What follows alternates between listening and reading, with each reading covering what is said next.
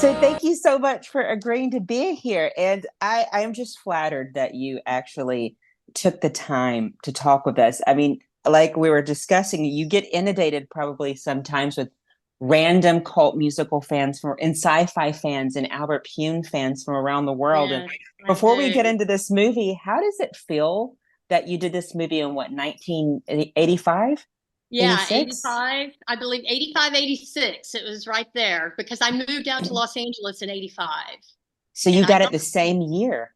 I got it the same year. And it was just a fluke. Well, it was just a great opportunity. My roommate's best friend was the production coordinator on the film. And she met me and she said, "Hey, we're hosting auditions for this film. You ought to go audition for it." And so that's how I got the audition and how I got the part. So the same year you moved there. Yeah, the same year. Now, Albert Pune, who's no longer with us, Yeah. God rest his soul, he was known for making really niche, campy sci-fi 80s movies. But what makes Vicious Lips so special is that it's a musical. And Right. was that something that you were sold or something that you were aware of when you auditioned for it, that it was going to be a musical? Yeah, and they told me that I would have to lip sync because they had signed this girl on. I can't remember her name, the singer. They had signed her. Susan Sade? Is it Yeah, Susan? Sand, something like that. But Yeah. yeah, she was contracted to do the music. But I was like, well, I can sing, and they said, well, you're just gonna have to sing with it because her voice has to be contractually. So I was very proud of my lip syncing. I thought it was you. I know. I worked my butt off on that lip syncing. There's so many things I want to ask you because I have been such a huge fan of Vicious Lips forever. But this is Renee and Janice Hades Nut slash Mary Puffin's very first time ever seeing the movie. And I'm really interested in their thoughts about what they think about this musical. What do y'all think, guys? All right, so first I'm going to start off with the thing that I'm famous for bringing up every time is that it's definitely more of a musical than Howard the Duck. Shade. Yeah, that's like the of all time, that's our loosest definition, and this is definitely a lot more of a musical than that. So that's great. I thought the music, a lot of it was fun. Like I liked the Lunar Madness song the best, personally. Right. Um, and it was fun. I enjoyed the world building. It's like, okay, so future space, like rock star sort of stuff. And I love that direction it was going. And then y'all got stuck in the sand trap. And then Yeah, the movie never recovered from there. And then the end, once you're in the club, and I'm like, this is great again. right. So like that was my initial thing is like, hey, okay, so rock and roll. Then they crashed, and I'm like, what's left, how much more Right. have left, and then Right. like the ending was really strong too. So I enjoyed it as long as you omit the whole fever dream sand trap like spaceship crash thing. I think it's Yes. fantastic. I love You're I enjoyed it. right. It was fun. It was so much fun making that film. Everybody got along, so there were no egos to deal with. Oh, thank goodness. Oh, that's great. So, Yeah, back then. we didn't have, it was just really, it was a huge collaboration and all the actors. Linda Carriage, she plays the Marilyn Monroe lookalike Yeah. girl. And she probably was the one that had done the most work when we all got cast. But she was just very down to earth and very just relatable because I was worried about if you were going to be dealing with a bunch of assholes or not. I don't know. Yeah. Yeah, You know? Mary, what do you think about the movie? Honestly, the things that stuck out the most to me were the props. I really, really like the bug zapper guitar is the best. They really cracked me up, and I was a little bit sad in the end when they didn't light up again because I was like, "That's the same," Right. but they're not like I was there for the bug zapper guitars and the Lost in Space meme, the Oh, call the out to the left. computer. Yes, The computer. Warning, I love Danger that. Will Robinson. Warning, danger. Something's Yes. coming. Yes. There's a big fucking rock headed right like I died. That was perfect. The guy who I kept thinking was Squiggy, but was like Squiggy from Wish.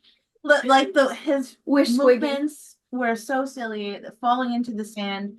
It reminded me of like Spaceballs, like the scene, when the Winnebago crashes. Mhm. It was I went straight back to that. Like I was giggling. Mhm. It was so fun. Mhm. Yeah, Got the yeah. ski grab though. I was like, go smoke a bong. And then, I mean, then it starts to make more sense, though. There's that. yeah. So Right. the thing I love about this musical, it's very I love watching it at night, and I don't know if this makes sense, but it's very somber and cathartic. It's a very midnight movie. And I don't know, there's something very comforting about this movie. I mean, the way that it's very neon and it starts at night, and Yeah, the only time that it's daylight is when you're in the desert on this other planet, and then it right, ends at night. So there's a right, beautiful juxtaposition between light. I don't know. I really pay attention to like cinematography and right. lighting. And this was filmed in California, Hmm. but I know the budget was minuscule, but you couldn't tell because I mean, the creature effects, the makeup, your costumes, the music, and especially where it was filmed. If I didn't know that it was filmed in California, I would have thought that it was filmed possibly in Australia or something. Right. Do you have any memories about filming Yes. specifically on location? Yeah, we filmed at the time it was called Laird Studios, and then the sand scenes, the crash scenes, and then the sand rolling down the sand hills, that was at Pismo Beach. Oh, but it doesn't. It looks very otherworldly, does it not? It Yeah, does it look like does. Spaceballs. Yes. Yeah, I thought they were combing the desert. There's something out there. Yeah, it's called Right. the desert. You kept. I love your lines so much. Before we get into the rest, your lines are hilarious, and the way that you deliver them, you're like, "There's something in the sand," and you keep saying it all the time, and they're like, "What are you talking about?" And you keep saying, "There's something in the sand." And then my favorite line, and I don't want to jump around. My favorite line that's very in vein of the rest of Albert Pune's writing. I mean, he's brilliant in terms of cinematography, music, costumes. I think one of the things that wasn't his strongest point, but I still love it, was dialogue. But I Yes. think because of his brilliant filmmaking and his genius, all these things come from his mind. Sometimes his dialogue, I think he built a story and sets and music and everything around, and then was like, okay, we need some dialogue. I Right. believe that's how he wrote. I Yes. think I you're mean, right. because his other movies like Radioactive Dreams, which I was Right. watching last night, that's basically a musical as well, Hmm. without the musical label. Right. But one of your one of your lines that makes no sense, but I love it. I think it's genius. Is at the end when the man tries to pull you out to take you on stage, but you go, "But you're so ugly." Oh my God, that was the best. That's my favorite too. But you're so ugly. Yeah, it's all you, madam. You know? Right. As you are, I saw you, my dear. I saw you. I was like, yes. Right. You're like, "You're so ugly." I love the bluntness. I Yes. love the bluntness of it. It was, but I do want to talk about like Albert Pune. He did Cyborg and Radioactive Dreams. How was it? Was he really Yes. involved with you all? Yeah. He was a dream to work with. He gave us a lot of freedom. So we had a lot of freedom with ad-libbing and changing things up. And um, he he truly was just so gifted, and working with the actors, he was so invested in us. He really wanted us to put in what we had to bring to the part. And he didn't just, shoo us off and deal with other people and all that. He was really invested with us, and it was really sweet. After he cast everybody, he sent everyone flowers before we started working. I mean, he just would do little things like that that made you know that he really cared and loved us. Because he was in movies for movies. And I Yeah. think he's really misunderstood still to this day. And I think there Yes. was a documentary about him, but he's got quite a really endearing story about being an army brat. But I think there are a few filmmakers like him left where they make movies to make movies. It Right. harkens back to the old days, even pre, the Hollywood golden age of just making movies for fun. Right. And I Just for and I'm fun. and I'm glad that you had great experiences with the director, because how many actors and actresses can say that, you know? I know. Not a lot. And he also did, have you seen Dangerously Close that I he did directed? not see that. I haven't seen that. He put me in that film specifically so I could get my SAG card, so I could get my Screen Oh, Actors Guild card. He intentionally cast me for a small part in that, but yeah, he was awesome to work with. He really was. And then I told you I have a daughter that lives in Atlanta, and she's an actress. And I oh told him wow. about her. And so a few years ago, he cast her in a film and used her. And Oh, I was like, oh my gosh, my daughter's first director is my first director. what a full circle moment. Yes. Full circle. Isn't that cool? That's so It is. cool. And I Cool. call these two my favorite girlfriends. For those who don't know, he was a very famous B movie campy sci-fi director. Did Cyborg, the original Captain America from the 90s. Right. But he Oh, doesn't get a lot of recognition for these musicals. And Vicious Lips is a musical. Radioactive Dreams is a musical. And he did an unofficial sequel to the cult musical Streets of Fire in the late 2000s. So, I mean, where did he pull? Do you know at what point he was like, I want to do something new and make a musical? Because you said it was sold to you as a musical, wasn't it? Well, I don't know, not necessarily. They didn't say, "Hey, we're doing a musical." They said, "Hey, we're doing this about a rock band, Yeah, and we've got a singer," you know. So it was never like I wasn't told, "Hey, it's a musical." right. Because in that, when I hear a musical, I think, "Okay, we're going to break out into song and dance," you know. Exactly. So, but they did say, "Hey, it's about a rock band, you know, that crashes in a spaceship and lots of singing." So, And since this is a musical podcast, we're obsessed with music. And we like musicals that aren't necessarily like mainstream musicals. We like really underappreciated musicals. right. The music in this film is so good. It is good. It's so good. It could have easily been on the radio in the 80s. I mean, you Absolutely. open with Follow Your Dreams. And then my favorite song of all is when you're doing your audition for the band and they just throw you into the bar and you sing Save Me. That Yes. is such a good song. Yeah, Save Me was one of my favorites. Yeah. And then there's that really, which I think this particular song ties it even more as a musical, is when you all break out in song on the spaceship when you crash. What it's called, Light Years Away. Yes, Light Years Away. I love that one too. And then their favorite, Lunar Madness. Yes. Wow, Lunar Man is That one was weird fun. that it's on the radio. yeah, that one slaps. As the So key. the, so this is the time of, I mean, there's so much inspiration with girl bands. This is the time of Madonna and Cyndi Lauper and Taylor Dane. I love your Taylor Dane hair.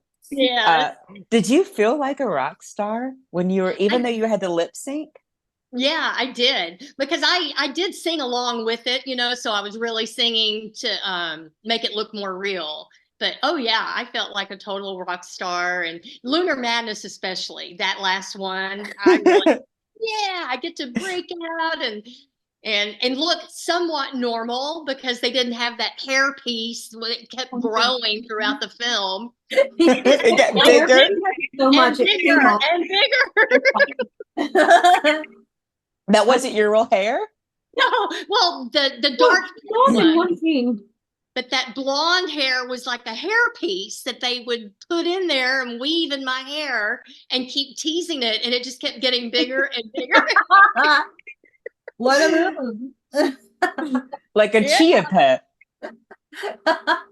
But I think it's this movie is so great. Like I love the opening scene when you're singing, when they just like thrust you into the band, the Vicious Lips, and they're watching you sing, and the way that you convey your emotions of like I'm nervous, but then Yeah. you get sort of strength and you jump right into it. And you can see as your character sort of gets confidence, because she starts off as really, really shy, and you can see in her face when she starts singing Save Me.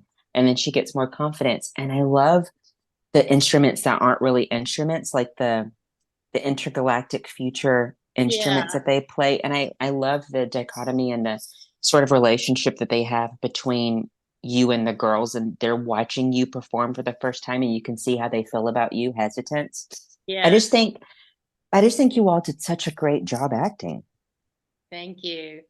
What It y'all think was. about? I love Maddie, our manager. Oh, that's who they love.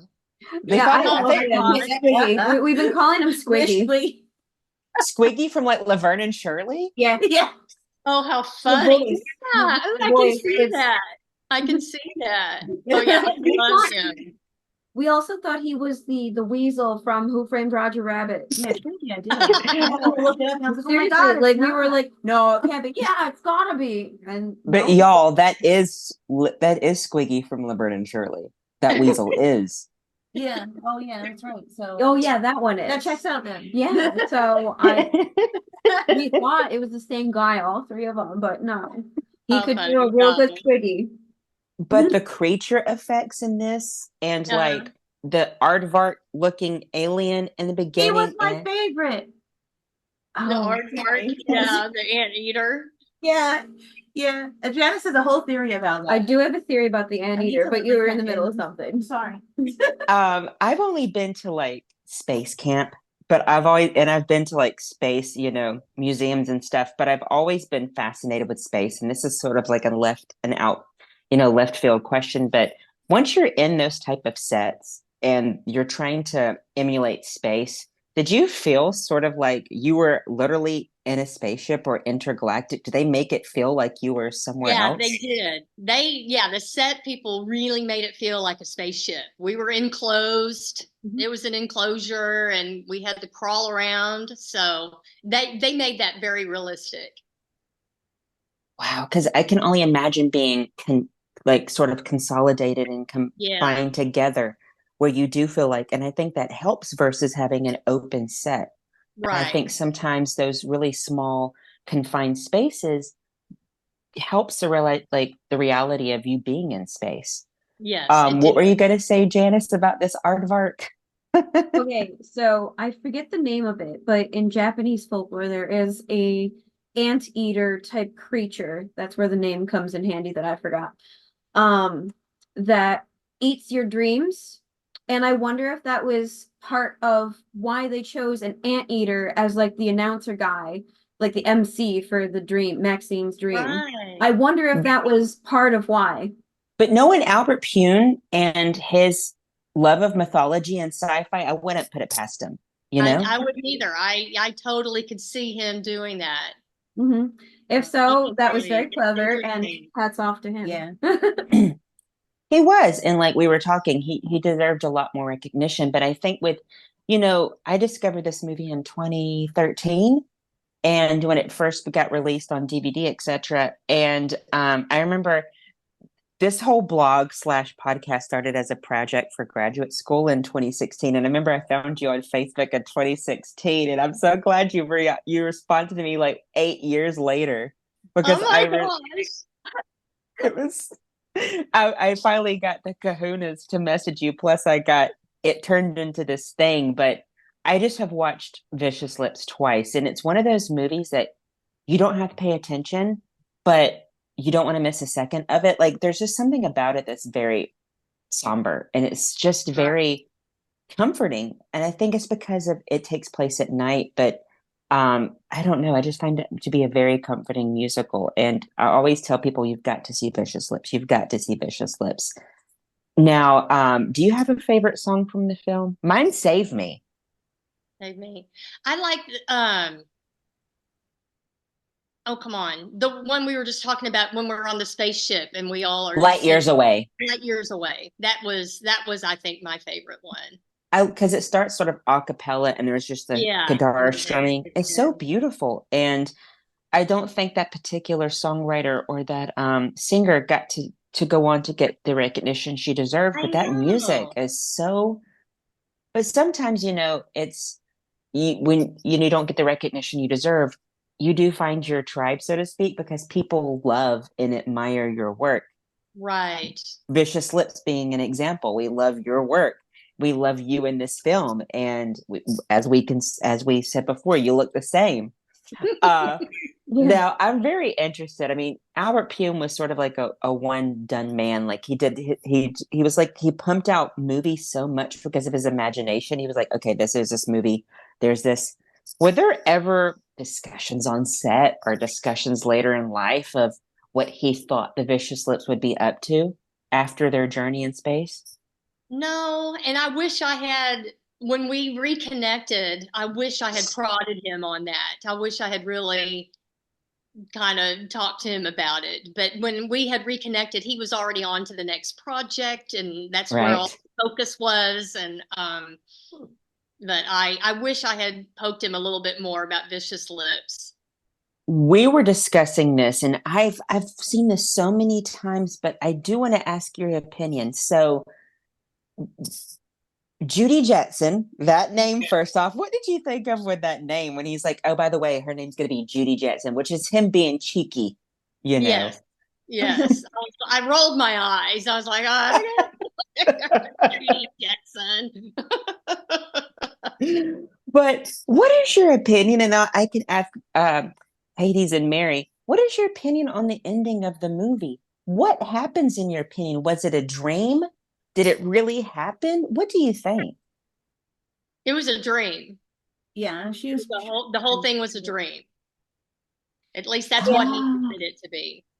Mhm. oh, He wanted the whole thing to be a dream that I faint or I pass out during the first sequence, and then all of oh. this is a dream, and then I wake up at the talent show.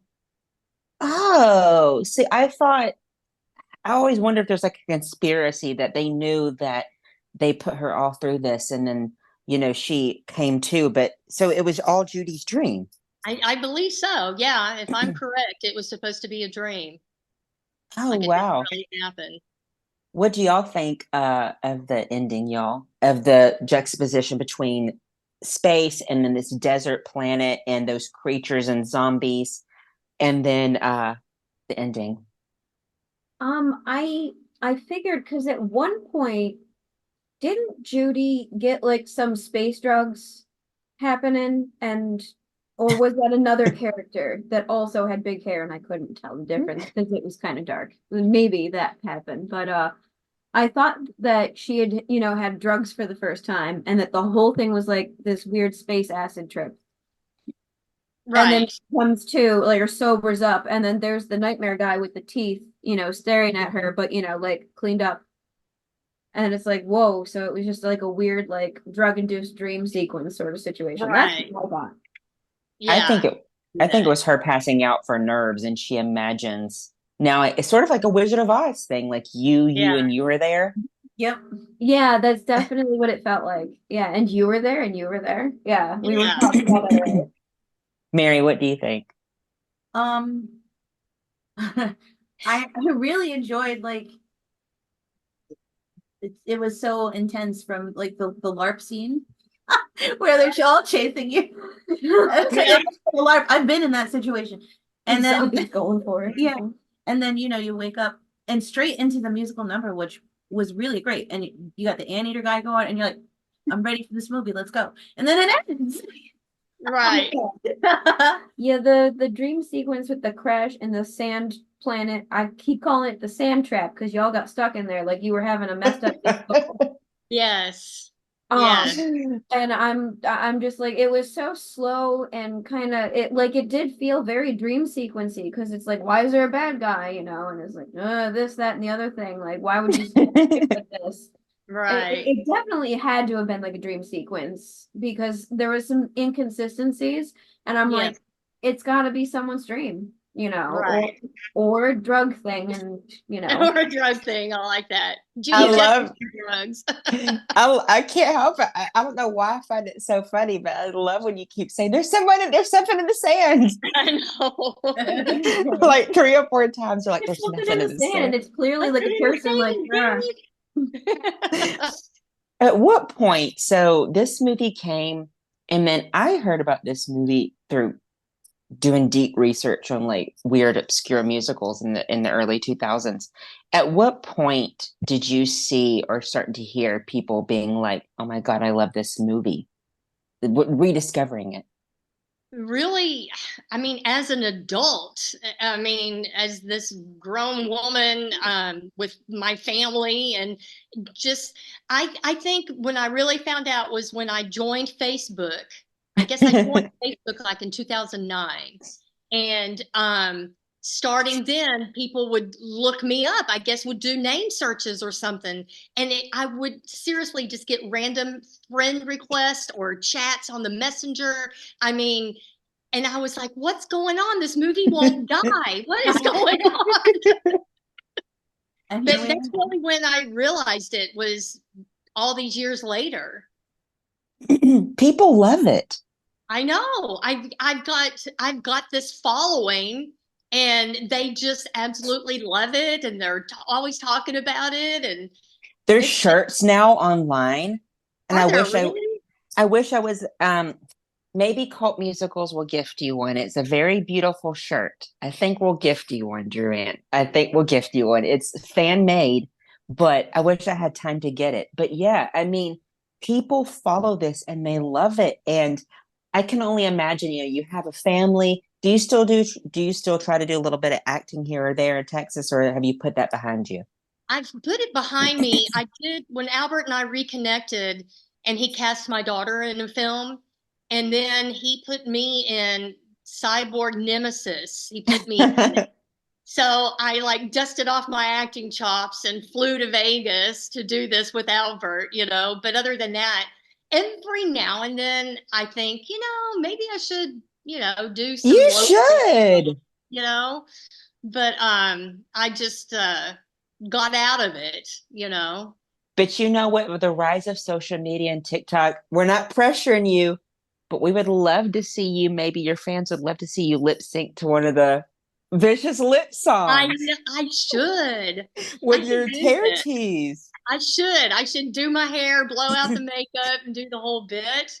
I totally should. That would be so funny. Well, So it's did it's you? funny because one of my friends out here, um, his brother. So this is an odd, just the way it happened. A group of us met for dinner, for a birthday dinner, and one of the guys in the group, his brother inadvertently was at this bar restaurant where we were. And so he came over and joined us and, hey, how you doing?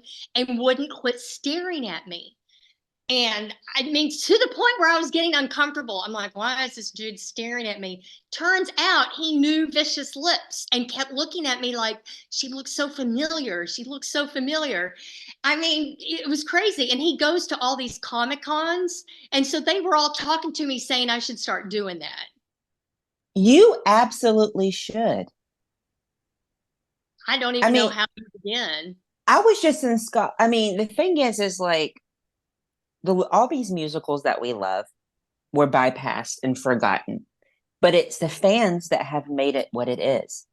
I mean, Right. I was over the weekend in Scotland visiting the Power Rangers at a Comic Con. So it's like, so it's the fans are the ones that really treasure these movies. And I connected with other fans, like sci-fi and horror fans, because there's Vicious Lips fits within all kinds of genres: Right. sci-fi, B movie, horror, Right. musical. My niche is musical, and I connected with all these people, these fans on it, on blogs and stuff, who reviewed it and were like, "Oh, it needs a soundtrack release. It needs a Blu-ray." And um, I think Shop Factory just released it not too long ago. Shop Yes. Factory, the big studio or whatever.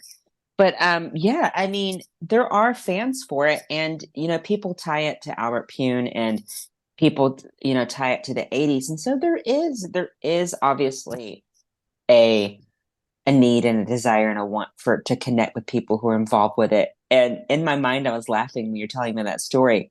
How did you tell your partner or your kids are like, I'm getting inundated with messages from people who saw me in Vicious Lips, like where they're like, what? In Yeah, Germany, my Germany. kids just totally, they're like, oh, mom, because they've all watched it, they've all seen it, and they all think, the special effects are so horrible. And I was like, it's the 80s, it's the 80s, we did the best we could. But my They kids, weren't bad. no, they're not bad at all. But they're comparing it to Right. today's stuff, and Today's CGI, um, yeah. but I'll tell them. I told them that I was going to do this interview, and they were just like, "Mom, no!" They just don't get. They cannot get over it. And my husband People love laughs. He this. thinks it's great. Oh Well, yeah, tell your husband and your children that people love this movie and people love you. And I mean, you're a cult musical star. Not only are you a sci-fi star and a cult star, but now you can add that to your resume and your repertoire. You're a cult musical star. I love it. I love it. That's You do. awesome. We love it. So you said at a certain point you got inundated with messages. And so at a certain point, did you sort of come full circle with Vicious Lips? And you're like, right, it may have been a product of its time. It may just be an 80s thing, but it's actually pretty kick-ass. Yeah, yeah. I totally. It's just got such a special place in my heart. It was my first film I'd ever done, and and I just like out of all the things I've done, this one is the one that's got this huge following. And I love it. I love that people still watch it, and can get a kick out of it. As Mary and Hades can attest to it, fans are the ones that choose movies and they're diehard to it. It's like sometimes you can do 100 movies, but fans will choose and gravitate towards a particular one for Yes. whatever reason at all. And it's just cosmic and it's kismet, and there's no way to really predict what it is that sort of I mean, of all the Drew Barrymore movies, my favorite is the Babes in Toyland musical she did with Keanu Reeves in the Oh 80s. my gosh. Oh, that's awesome. That's great. What a trip Hey, that one was. It was Hades and Mary, do you have any observations or questions for Drew about the making of this film or her experiences with it or before, after, or during? I'm always here to hear about the funny shit, the bloopers. I love to like the Yeah. silly stuff that happens on set because Right. Yeah, is there bloopers reel? I know. When it's low budget like that, we don't get the luxury of having a bloopers reel because we had to really be careful and nail it because we only were allowed so many takes per scene. Um, but he Albert gave us a lot of freedom, so a lot of that is ad lib. A lot is ad lib, and then, do y'all remember the part where I pretend I have an alien coming out of my stomach? When I'm in the back of the ship and I'm like, that was totally a spoof on Alien. Yes. Yeah. Yeah. Good. Totally a spoof. But Albert, he gave me that freedom. He was like, okay, you're going to come over there and you want to scare them. What are you going to do? I was like, I'm going to have an alien come out of my stomach. I love that. And I love a scene when you're hallucinating when that sort of demonic looking man, I guess, poses as a beautiful man. And he's like, Oh, yeah. let's go away from here. And he's like, let's get married and have my babies. And you look at him and that whole look is like you gave him, I don't know if this is too deep to say, but it felt like, I'm a woman in the 80s. I don't need to settle down and get married. That's right. That's right. I loved that. I mean, it's just so campy. Y'all It have is. anything else y'all want to ask about the making of the movie or anything? Um, We hit on so many of the great things that we like. we did hit on all of the good things. Like I love that anteater so much. More puppets. I wish there were. Yeah. Speaking of costumes, y'all have those beautiful costumes on. Were you able to keep anything from the set? No, I don't think so. Not even the hair. some of that stuff, some of the clothes were like our own personal clothes. Oh, And I know like the dress was like one of the girls loaned me. So it was kind of a collaboration of having a costumer and then us bringing things. Oh, I got this. This will be good. This will work. So and I by remember bringing your I wanted to keep the little hairpiece because it felt like it had a life of its own. Yeah. I was I like, have, just give me the hairpiece. you know what? I think that hairpiece did go on to have a second life, and I think so too. it went on David Bowie's head in Labyrinth. I thought they turned it into Fizzgig. From what is it? Dark Crystal, Fizzgig, the little guy. That is so it did take on a life of its own. So this is going to be a curveball question. We always surprise our guests with this question. So we always like to say that every cult musical has their own fan base and that we give them names. So Grease 2, which we love better than Grease, we Yes. call them the Coal Riders because of that song. And then we were talking about Best Little Whorehouse. They're called the Chicken Ranchers. So if you had to name the fan base that followed Vicious Lips, what would you call them? And I think everybody can answer this question. It's a hard question. It is a hard question. I would say the lip smackers. Oh, The lip I like smackers. that. I was just gonna say the Judy Jetsons, but that's so much better. I'd say the biters. The Biters? Yeah, because like they're vicious lips and they're gonna bite. Oh, Yeah, that's I don't good. know. That's good. How about you, Mary? I don't have a good one this time. It was like the lippers, but that sounds stupid. So I think you win. And the last question we'll ask you, Drew, is what do you hope the legacy of, because it's not done yet, because Vicious Lips is now on streaming platforms Is it in the really? States, isn't it, y'all? Isn't that where y'all watched it? I think it was at certain points, it's been on Amazon, it's been on Tubi. I knew it had been on Amazon, and I know once it was on the Sci-Fi Channel. It was making the rounds on TV on late night on the Sci-Fi Channel. But with those, different platforms providing, space for it to be seen, it's not done. It's not, the legacy of this movie is not done. If anything, it's resurrecting. What do you hope the legacy of Vicious Lips will be if you had to put that out there in the universe? Light years away. Light years away. I think just to have fun and not take yourself so seriously. I think that's one thing Albert wanted to convey is just his love of making films, like you said, to make a movie, to have fun, just to bring joy. And I think Vicious Lips is perfect for that because it's so campy, it's so tongue in cheek. And I think just to, not let life beat you down and not take it so seriously. It's escapism. Exactly. It It is. is. That's why I call it somber. It's because I can lay in bed and watch Vicious Lips and it just has a midnight movie feel. Have you ever heard rumblings or whispers of it possibly having a screening somewhere? Because it wouldn't be that hard. No, I haven't. Well, we need to get on that because a lot of these Good. cult musicals are starting to get streamed at things. And even more deep cut musicals are getting streamed. One of our co-hosts who couldn't make it, Helena, she lives in Portland, and there's a theater that specifically plays some cult musicals. And in Atlanta, where I'm from, and in Texas, I think there's one called the is it Alamo Draft Oh, House? Alamo Draft House. Yes. Yeah, they do really niche cult musicals. So Right. maybe that's something that can be done. I think people would show up for it. And a lot of people like to discover those movies for the first time. And, part of a Pune celebration, because he passed away 2 years ago. Did he not? I think it was Albert, 20. Yeah. last year. He passed away last year. Last year. Yeah, So 2023. it could be part of that celebration or just like a sci-fi fest or sci-fi musical festival. I would Yeah, love to see another restoration of this, especially on I the would too. screen. I Because would when it too. was released, was it straight to video or was it? Yeah, It was straight to video.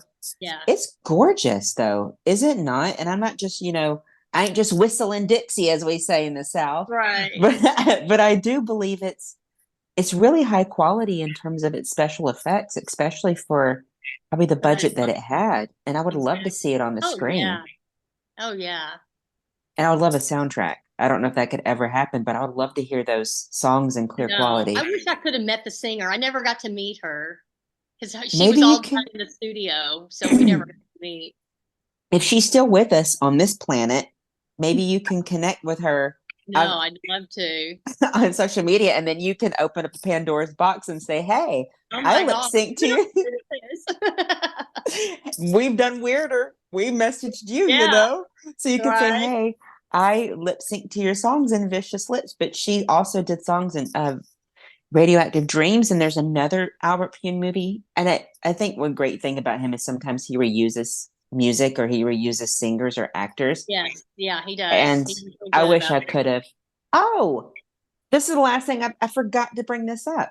Not only did a cult director direct this, but a cult producer produced this, which is Charles Band from Full Moon Pictures, who did the Puppet Master Uh-huh. and all these really classic cult horror films. He produced this, and he was talking about Vicious Lips not too long ago. Was he really? That's About awesome. this, he got like something. It was an interview that he did about it. He said he got like a list of movies that he wanted to produce, and he's like, "That doesn't look good. This does blah blah." And then he's like, "Oh, I've got to produce this." So it's like Vicious That's Lips cool. stood out on the page. So there's something about Vicious Lips that made this cult icon producer director want to produce this movie. So it's Right. like he did see something in it that I think that we see, which is that it's very special. It's a very Right. special movie, and It I is. can't wait for people to see it. And I always push it. I always try to push it on people. I always Oh, like, good. and these two girlfriends are already braced for the type of musical that I love. They're like, oh God, what kind of musical is it going to be? It's like, I promise you, it's great. It's How many Gem on boobs? the Hologram. What'd you say? How many boobs do they have? Yeah, that's Because a lot of the musicals that I recommend, for whatever reason, is the 80s. So, toplessness in the 80s in movies was just the norm. Right. But that's not something that we can help. But I always like it's Gem and the Holograms and the Jetsons in space with some Star Wars and some Star Trek and some Spaceballs, and you throw that all together with an incredible soundtrack, and you've got this really great musical. And we're just thrilled and honored that you spoke with us. Well, thank y'all. Thank y'all so much for asking me. Of I love it. course. This is a fun trip down memory lane. When we end, do you have any favorite quotes that you can remember from the movie that you love? Oh gosh. We've done a lot, but I didn't know if you had one that There you were a loved. lot. There were some I can't think off the top of my head, but there were quite a few.